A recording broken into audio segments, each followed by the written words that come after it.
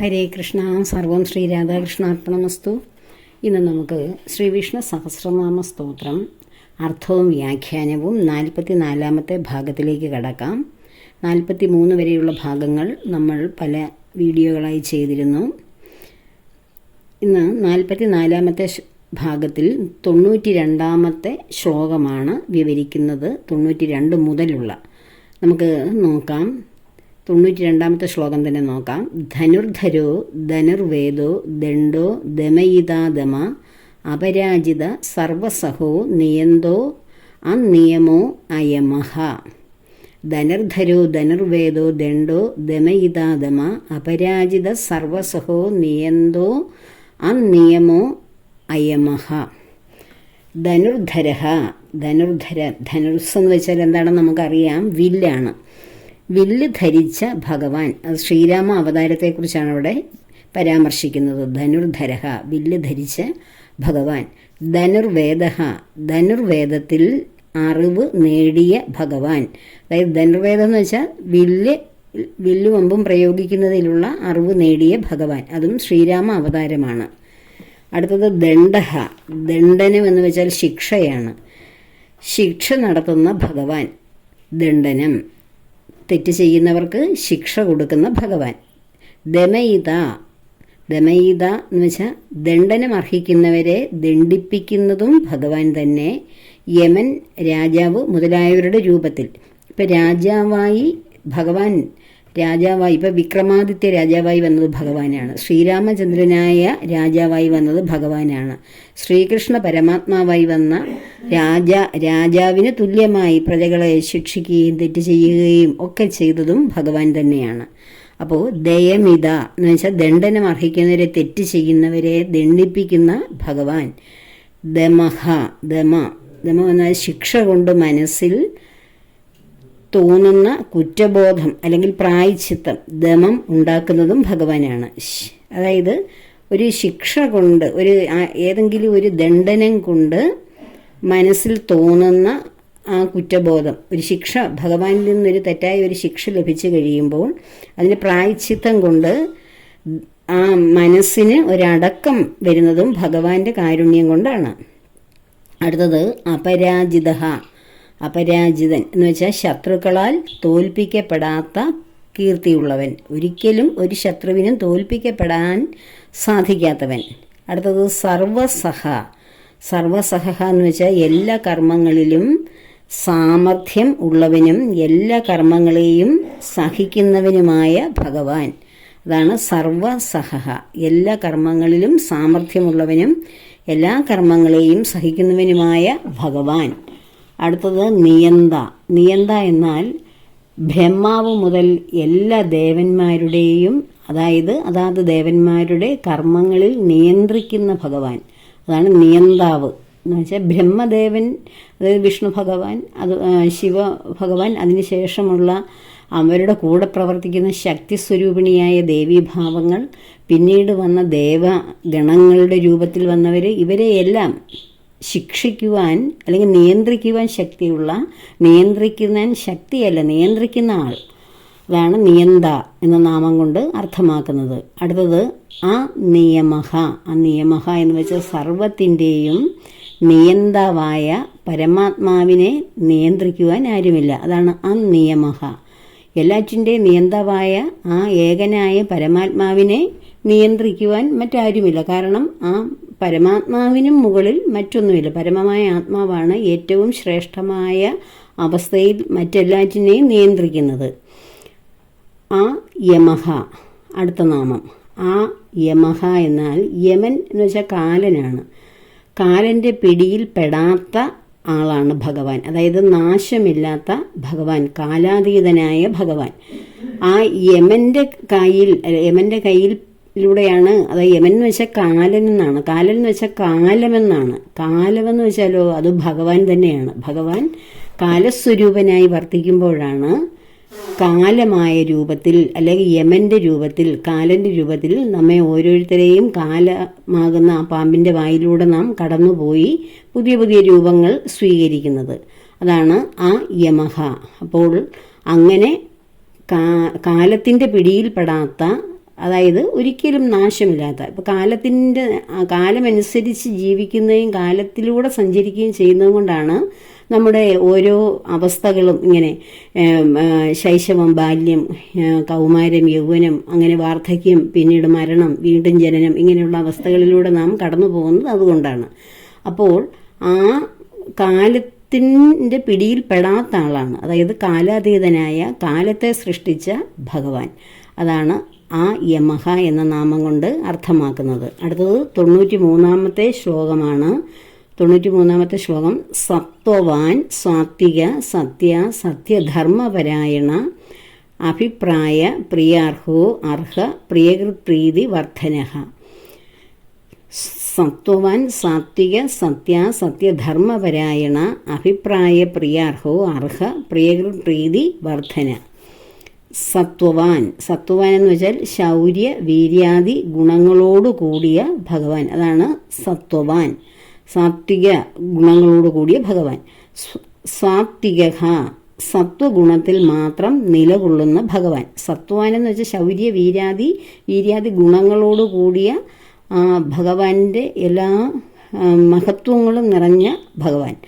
അടുത്തത് സാത്വികം എന്ന് വെച്ചാൽ സത്വഗുണത്തിൽ മാത്രം നിലകൊള്ളുന്ന ഭഗവാൻ. സത്യഹ, സജ്ജനങ്ങളിൽ ശുഭകാരിയായിട്ടുള്ള ഭഗവാൻ. അതാണ് സത്യഹ. അടുത്തത് സത്യധർമ്മ പരായണഹ, സത്യധർമാദികളിൽ അണുവിട വ്യതിചലിക്കാത്ത, അല്ലെങ്കിൽ സത്യധർമാദികളെ അതുപോലെ പരിപാലിക്കുവാൻ പ്രതിജ്ഞയെടുത്ത, വ്രതമെടുത്തിട്ടുള്ള ഭഗവാൻ. അതാണ് സത്യധർമ്മ പരായണഹ. അടുത്തത് അഭിപ്രായഹ.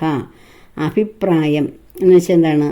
ഒരു അഭിപ്രായം, അഭിപ്രയാണമെന്നാണ് ശരിക്കും. പ്രയാണം എന്ന് വെച്ചാൽ ഗമനം, പുരുഷാർത്ഥമായ മോക്ഷത്തിലേക്കുള്ള പ്രയാണമാണ് ഭഗവാനിലേക്ക് ഉള്ള ആ സഞ്ചാരം. അപ്പോൾ പുരുഷാർത്ഥങ്ങളുടെ അവസാനത്തെ കാര്യമാണ് മോക്ഷം. അത് ധർമ്മ അർത്ഥ കാമ മോക്ഷം. അപ്പോൾ ആ മോക്ഷത്തിലേക്കുള്ള ഗമനത്തിലേക്ക് എത്തുമ്പോൾ അവിടെ എത്തുന്ന പരമമായിട്ടുള്ള യാത്ര ആരിലേക്കാണോ ആ യാത്രയുടെ അവസാനത്തെ ആ ലക്ഷ്യമാണ് ഭഗവാൻ. അടുത്തത് പ്രിയാർഹ, പ്രിയമായിട്ടുള്ളവ നിവേദിക്കപ്പെടുന്നത്. അതായത് ഭക്തന്മാർക്ക് ഏറ്റവും പ്രിയപ്പെട്ടവ നിവേദിക്കപ്പെടുന്ന ഭഗവാൻ. ഭക്തർക്ക് ഏറ്റവും പ്രിയപ്പെട്ട കാര്യങ്ങളാണ് ഭഗവാന് നിവേദിക്കുന്നത്. അപ്പോൾ ആ ഏറ്റവും പ്രിയമുള്ളത് സ്വീകരിക്കുവാനും അർഹൻ ഭഗവാൻ തന്നെയാണ്. പ്രിയപ്പെട്ടതെല്ലാം നമ്മൾ ഭഗവാന് ദാനം ചെയ്യണം. അപ്പോഴാണ് അത് പൂർണ്ണമായ സമർപ്പണമാകുന്നത്. ഹരിനാമകീർത്തനത്തിൽ അങ്ങനെയുണ്ട്. തൻ്റെ ഭൃത്യരെയും ധനത്തെയും നമ്മുടെ പദവിയെയും പുത്ര കളത്രങ്ങളെയും എല്ലാം അങ്ങയുടെ മുന്നിൽ ഞാൻ സമർപ്പിക്കുന്നു എന്ന് ഒരു ശ്ലോകമുണ്ട് ഹരിനാമകീർത്തനത്തിൽ. അപ്പോൾ ഏറ്റവും പ്രിയമുള്ളത് എല്ലാം നാം ഭഗവാന് സമർപ്പിക്കുക, ദാനം ചെയ്യുക.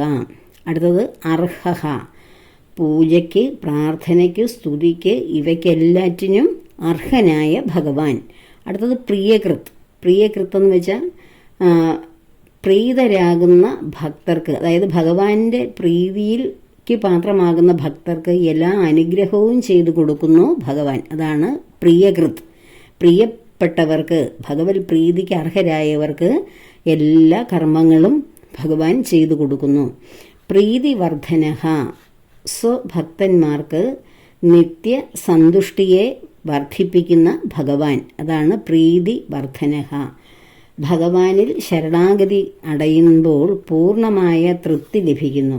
പ്രീതിയെ, സന്തുഷ്ടിയെ വർദ്ധിപ്പിക്കുന്ന ആ ഭഗവാനാണ് പ്രീതിവർദ്ധനഃ എന്ന നാമം കൊണ്ട് നമ്മൾ അർത്ഥമാക്കുന്നത്. അടുത്തത് 94-ാമത്തെ ശ്ലോകമാണ്. നമുക്ക് ശ്ലോകം നോക്കാം. വിഹായസ ഗതിജ്യോതി സുരുചിർ ഹുദഭിഗ്വിഭു രവിർ വിരോചന സൂര്യ സവിത രവിലോചന. വിഹായസ ഗതിജ്യോതി സുരുചിർ ഹുദഭിഗ്വിഭു രവിർ വിരോചന സൂര്യ സവിത രവിലോചന. വിഹായസ ഗതി, വിഹായസം എന്ന് വെച്ചാൽ ആകാശമാണ്. ആകാശത്തെ ആശ്രയിച്ചു നിൽക്കുന്ന ഭഗവാൻ, അതായത് സൂര്യഭഗവാനായി ഭഗവാനെ പൂജിക്കുമ്പോൾ സൂര്യഭഗവാൻ ആകാശമണ്ഡലത്തിൽ ഇങ്ങനെ പ്രകാശിച്ചു കൊണ്ട് നിൽക്കുകയാണ്. അതാണ് ഇവിടെ വിഹായസഗതി എന്ന് വിശേഷിപ്പിച്ചിരിക്കുന്നത്. അടുത്തത് ജ്യോതിഹി, തന്നെ താൻ പ്രകാശിപ്പിച്ച് ഇങ്ങനെ തന്നെത്താൻ ഇങ്ങനെ പ്രകാശം കൊണ്ട് പ്രകാശിപ്പിച്ചു കൊണ്ടിരിക്കുന്ന ഭഗവാൻ. അപ്പോൾ ഭഗവാൻ തന്നെ ഒരു ജ്യോതിസ്വരൂപനാണ്, ഒരു പ്രകാശ ജ്യോതിസ്വരൂപനാണ്. അപ്പോൾ തന്നെത്താൻ പ്രകാശ ജ്യോതിസായിട്ട് ഇങ്ങനെ നിൽക്കുന്നു. മറ്റുള്ളവർക്കും ഭഗവാനാൽ സൃഷ്ടിക്കപ്പെട്ട എല്ലാറ്റിനും, സൂര്യചന്ദ്രന്മാർക്കും ആകാശഗോളങ്ങൾക്കും ഭൂമിക്കും എല്ലാറ്റിനും മനുഷ്യർക്കും സർവ്വ ജീവജാലങ്ങൾക്കും പ്രകാശത്തെ പ്രദാനം ചെയ്യുന്നവനും സ്വയം പ്രകാശിക്കുന്നവനുമായ ഭഗവാൻ. സുരുചിഹി, ശോഭനമായ കാന്തി അല്ലെ രുചി ഉള്ള ഭഗവാൻ, വളരെ ശോഭനമായ കാന്തിയുള്ള ഭഗവാൻ. ഹുദഫുക് എന്ന് വെച്ചാൽ ഹുദം എന്നാൽ യാഗാഗ്നിയിൽ ഹോമിക്കപ്പെടുന്നത്. ഏത് ദേവനെ ആശ്രയിച്ചാണോ ആ യാഗം നടത്തുന്നത്, ഏത് യാഗം നടത്തിയാലും അഗ്നിയുടെ രൂപത്തിൽ അതെല്ലാം അനുഭവിക്കുന്നത് ഭഗവാനാണ്. അതാ ഹുദഫുക് എന്ന് പറഞ്ഞത്. യാഗാഗ്നിയിലൂടെ നമ്മൾ സമർപ്പിക്കുന്നതെല്ലാം സ്വീകരിക്കുന്ന ഭഗവാൻ. വിഭു എന്ന് വെച്ചാൽ സർവത്ര സ്ഥിതി ചെയ്യുന്ന, അതായത് ത്രിലോകങ്ങളിലും, അതായത് ഈ 14 ലോകങ്ങളുടെ അധിപതിയാണ് വിഭു എന്ന നാമം കൊണ്ട് ഭഗവാനെ അർത്ഥമാക്കുന്നത്. അടുത്തത് രവിഹി, രസങ്ങളെ വലിച്ചെടുക്കുന്നു ഭഗവാൻ. അതായത് സൂര്യഭഗവാൻ ഈ ലോകത്തിലെ രസങ്ങളെയെല്ലാം തൻ്റെ രശ്മികളാൽ എടുക്കുന്നതിനാൽ സൂര്യനെ രവി എന്നാണ് വിശേഷിപ്പിക്കുന്നത്. രവി എന്ന് വെച്ചാൽ രസങ്ങളെ വലിച്ചെടുക്കുക എന്നാണ്. രസങ്ങളെന്ന് വെച്ചാൽ എന്താണ്? ഇപ്പം ഭൂമിയിലെ രസങ്ങളെയെല്ലാം ജലരൂപത്തിൽ സമുദ്രങ്ങളുടെ ലവണത്തെ എല്ലാം വലിച്ചെടുക്കുക. ആ എല്ലാറ്റിൻ്റെയും രസമാണ് സൂര്യഭഗവാൻ വലിച്ചെടുക്കുന്നത്. ഇപ്പം സസ്യങ്ങളൊക്കെ സൂര്യപ്രകാശം കൊണ്ട് ഉണങ്ങിപ്പോകുന്നത് എന്തുകൊണ്ടാണ്? അതിനകത്തിലെ ജലാംശത്തെ, രസത്തെ വലിച്ചെടുക്കുന്നത് കൊണ്ടാണ്. നമ്മൾ തന്നെ വെയിലത്ത് നിൽക്കുമ്പോൾ നമ്മുടെ ജലാംശമെല്ലാം വലിച്ചെടുക്കുന്നത് സൂര്യനാണ്. അതുകൊണ്ടാണ് നമുക്ക് ദാഹം വർദ്ധിക്കുന്നത്. അങ്ങനെ ഓരോ ജീവജാലങ്ങളുടെ ഉള്ളിലെയും രസത്തെ വലിച്ചെടുക്കുന്ന ഭഗവാൻ. അടുത്തത് വിരോചനഃ. വിരോചനം എന്ന് വെച്ചാൽ വിവിധ രൂപത്തിൽ ശോഭിക്കുന്ന ഭഗവാൻ. അതായത് അഗ്നിയുടെ രൂപത്തിൽ, സൂര്യൻ്റെ രൂപത്തിൽ, വായുവിൻ്റെ രൂപത്തിൽ, അങ്ങനെ വിവിധ രൂപങ്ങളിൽ ശോഭിക്കുന്ന ഭഗവാനാണ് രവി വിരോചന എന്ന നാമം കൊണ്ട് അർത്ഥമാക്കുന്നത്. അടുത്തത് സൂര്യഃ. അതായത് സർവ്വതും ഭഗവാനിൽ നിന്ന് ഉൽപ്പാദിപ്പിക്കപ്പെടുന്നു. അതാണ് സൂര്യഃ. സവിത, സവിതാവായി സകല ജഗത്തെയും ഉൽപ്പാദിപ്പിക്കുന്ന, സൂര്യനാൽ സൃഷ്ടിക്കപ്പെടുന്ന ഈ ജഗത്തിനെയും പ്രകാശിപ്പിക്കുകയും ഉൽപ്പാദിപ്പിക്കുകയും ചെയ്യുന്ന സവിതാവ്. രവി ലോചനഃ. രവി ലോചനം കണ്ണ്. ആദിത്യ ചന്ദ്രന്മാർ കണ്ണുകൾ, നേത്രങ്ങളായിട്ടുള്ള ഭഗവാൻ. അപ്പോൾ ഇനി അടുത്തത് 95-ാമത്തെ ശ്ലോകമാണ്. 95-ാമത്തെ ശ്ലോകത്തിലേക്ക് നമുക്ക് കടക്കാം. അനന്തോ ഹുദഭിക് ഭോക്ത സുഖദോ നൈകജോ അഗ്രജ അനിർവൃണ്ണ സദാമർഷി ലോകാധിഷ്ഠാനമത്ഭുത. അനന്തോ ഹുദഭിക് ഭോക്ത സുഖദോ നൈകജോ അഗ്രജ അനിർവൃണ്ണ സദാമർഷി ലോകാധിഷ്ഠാനമത്ഭുത. അനന്തഃ, അനന്തമെന്ന് വെച്ചാൽ ദേശകാലങ്ങളാൽ കണക്കാക്കാൻ കഴിയാത്ത ആദിശേഷനാകുന്ന, അനന്തനാകുന്ന ആ ഭഗവാൻ. അടുത്തത് ഹുദഫുക്, ഹോമിക്കപ്പെടുന്ന, ഹവ്യത്തെ ഭുജിക്കപ്പെടുന്ന ആളാണ് ഹുദഫുക് എന്ന് വെച്ചാൽ ആ യജ്ഞത്തിൽ അല്ലെങ്കിൽ ഹോമത്തിൽ ഹോമിക്കപ്പെടുന്ന ഹവ്യം, എന്താണോ ഹോമിക്കപ്പെടുന്ന നിവേദ്യം, അതിനെ ഭുജിക്കുന്ന ആൾ.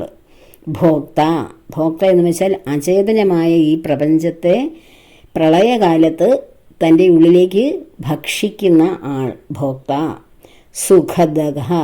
സുഖദം എന്തുവാണ്? ഭക്തന്മാർക്ക് മോക്ഷമാകുന്ന സുഖത്തെ നൽകുന്ന ഭഗവാനാണ് സുഖദഹ. അതായത് അടുത്തത് നൈകജഹ.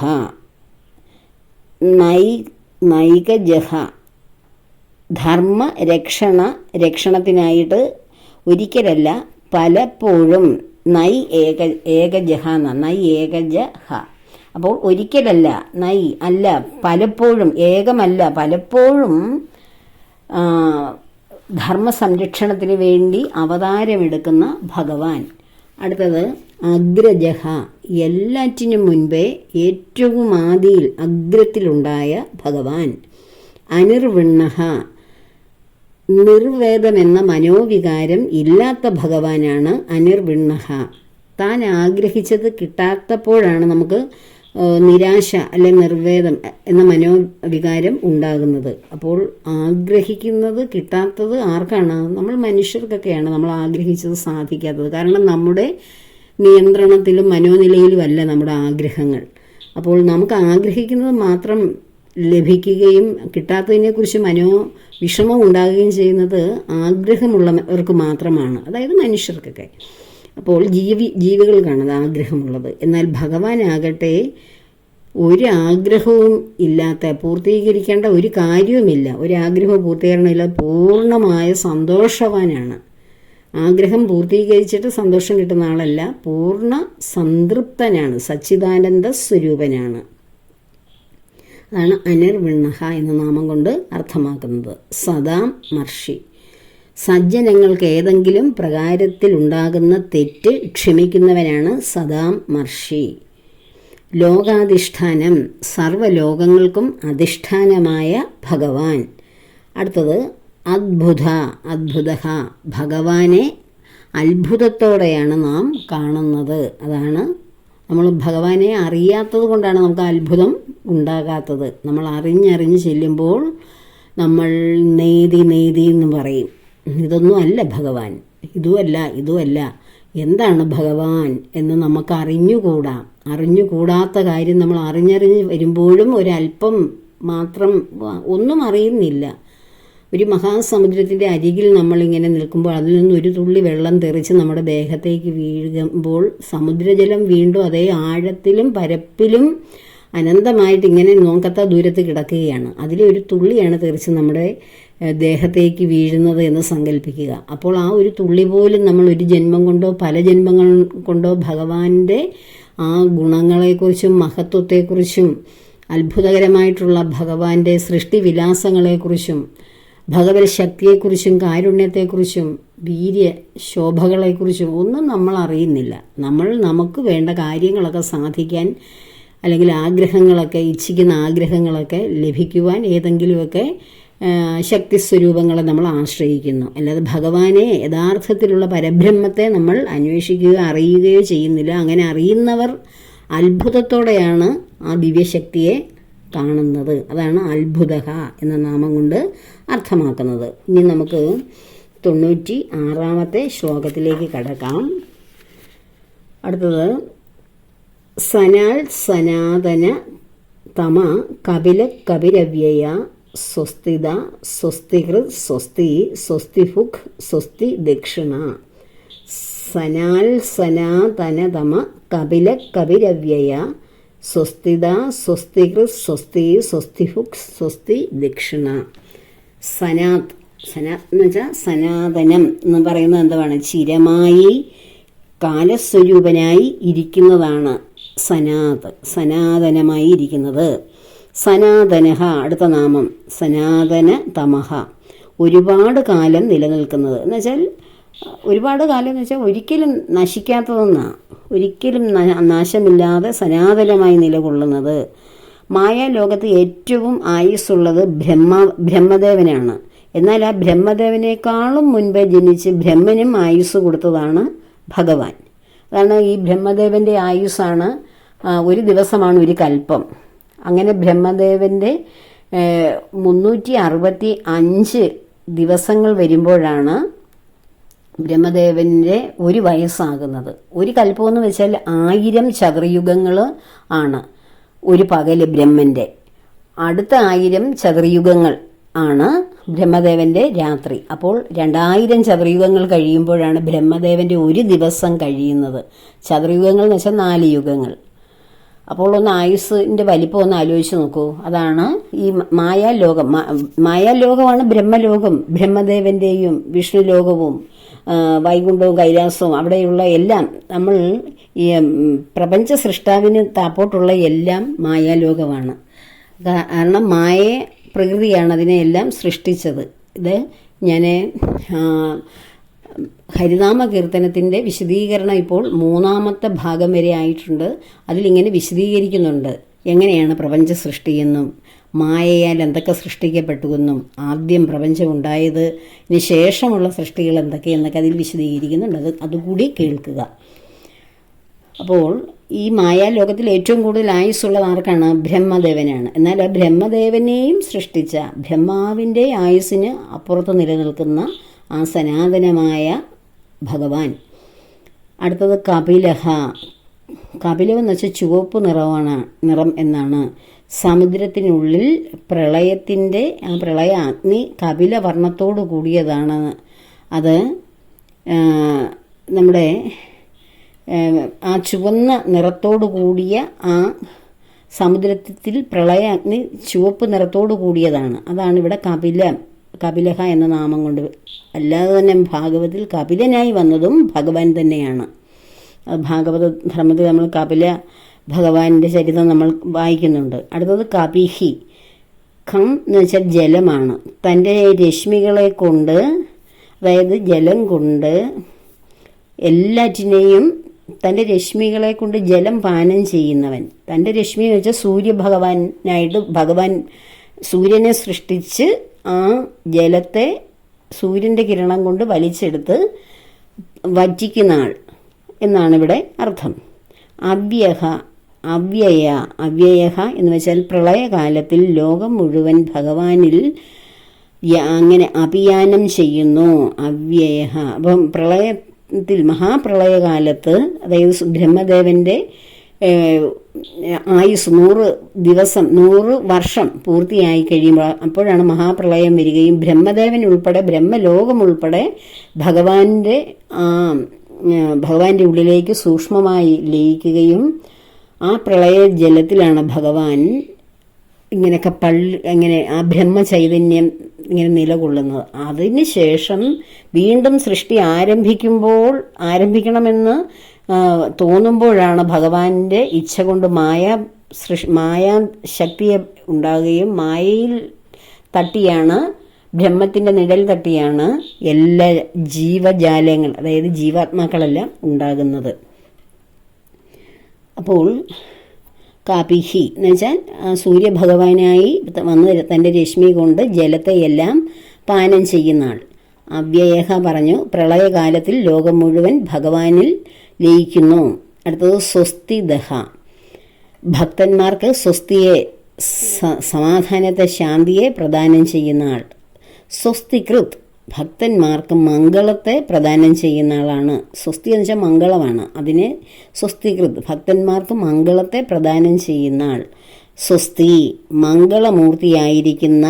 സ്വസ്തിയായിരിക്കുന്ന ഭഗവാൻ. പിന്നെയോ സ്വസ്തി ഫുക്. ഫുക് എന്ന് വെച്ചാൽ ഭുജിക്കുക എന്ന, മംഗളദായകമായ ആ ശാന്തിയെ ഭുജിച്ചുകൊണ്ടിരിക്കുന്ന, അനുഭവിച്ചുകൊണ്ടിരിക്കുന്ന ഭഗവാൻ. അതാണ് സ്വസ്തി ഫുക്. അടുത്തത് സ്വസ്തി ദക്ഷിണഹ. മംഗളത്തെ, അതായത് സ്വസ്തിയെ ദക്ഷിണ ചെയ്യുന്നവൻ, ദാനം ചെയ്യുന്നവൻ, അതിൽ ദക്ഷനായിരിക്കുന്നവൻ. അപ്പോൾ സ്വസ്തിയെ, മംഗളത്തെ ദാനം ചെയ്യുന്നതിൽ സമർത്ഥനായിരിക്കുന്ന ഭഗവാൻ. അതാണ് സ്വസ്തി ദക്ഷിണഹ എന്ന നാമം കൊണ്ട് അർത്ഥമാക്കുന്നത്. ഇന്ന് നമുക്ക് ഇത്രയും ഈ 96-ാമത്തെ ശ്ലോകം വരെയും കൊണ്ട് അവസാനിപ്പിക്കാം. അടുത്ത 97 മുതലുള്ള ഭാഗങ്ങൾ നമുക്ക് 45-ാമത്തെ ഭാഗമായി അടുത്ത വീഡിയോയിൽ നമുക്കൊക്കെ ശ്രവിക്കാം. അപ്പോൾ എല്ലാവർക്കും ഭഗവാന്റെയും ദേവിയുടെയും, ശക്തിസ്വരൂപിണിയായ ദേവിയുടെയും അനുഗ്രഹം സമൃദ്ധമായി ഉണ്ടാകട്ടെ.